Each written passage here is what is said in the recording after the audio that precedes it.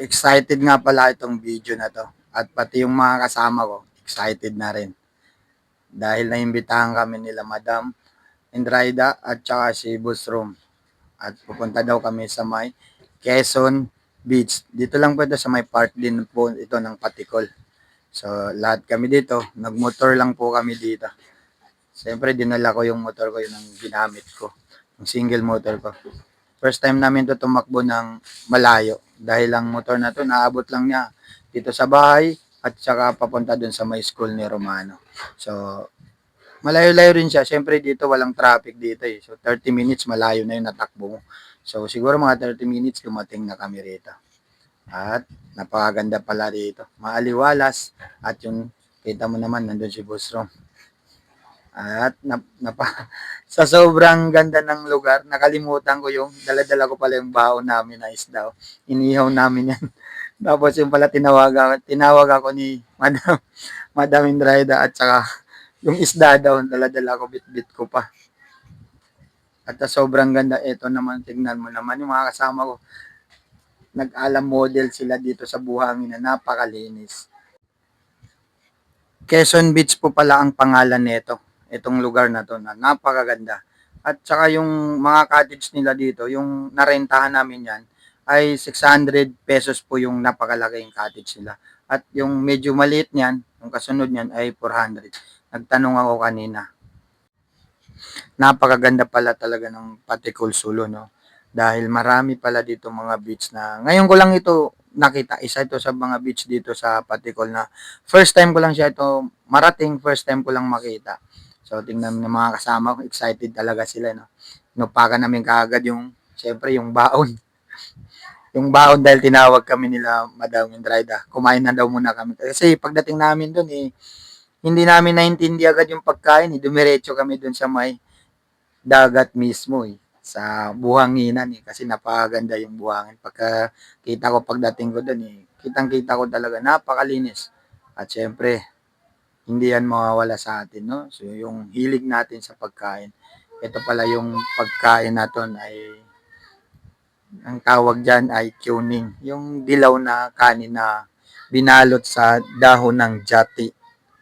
So, pagka hinawakan mo yun, akala mo hindi pwede lagyan ng pagkain. So, hindi pa ako tapos kumain dyan. Inalok agad ako ni Madam Indraida ng merienda na saging na nilaga. So, yung may bagoong. So, masarap yun. Pero hindi ko naintindi yun. Hindi na ako nakapag-merienda dahil mas inuna ko yung maligo. Nagtampis ako dyan sa dagat. Tingnan mo naman itong mga bata. Ini-enjoy talaga nila yung paghuhukay ng buhangin. Gumagawa-gawa sila din ng kastilyong buhangin. Dahil yung buhangin dito, tingnan nyo naman, napakalinis talaga, no? Wala tayong masabi dito, kundi napakalinis tong Quezon Beach na ito. At tingnan nyo naman kung gaano kaaliwalas. Napakaganda. Hindi ka magsasawa rito, no? Mag-i-enjoy ka talaga pag napunta ka rito. Malapit lang naman po ito mula dito sa kinaroroonan namin sa may Palar, Patikol. Siguro matagal na yung mga 30 minutes. So, eto, nilabas pa talaga ni Madam yung napakasarap na dessert. Hindi nga ako nakapagpigil dyan. Kahit nagda-diet ako, kumain pa rin ako niyan. Napakasarap niyan, ubos namin kaagad yan. At relax na relax sila dito. Dahil napakasarap nga yung simoy ng hangin dito. Marirelax ka talaga rito kapag napadpad ka rito. Kahit nga ako, naparelax ako. At syempre, hindi nawala naman ang ating pagiging takbo-takbuhan lang. Malakaktor yung datingan natin dyan, no?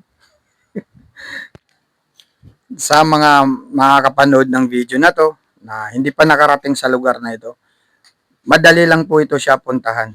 Dito lang po ito sa may Quezon Beach, Patikol, Sulo. So, maraming salamat. Itong wala yung Boss Vlog TV na nakarating dito sa may beach na ang pangalan ay Quezon Beach. So, sa pag-imbita sa amin, maraming salamat po sa inyong lahat, kay Madam Indraida at saka kay Boss Roms. Maraming salamat at inimbitahan nyo kami at nakarating kami sa ganitong kagandang lugar.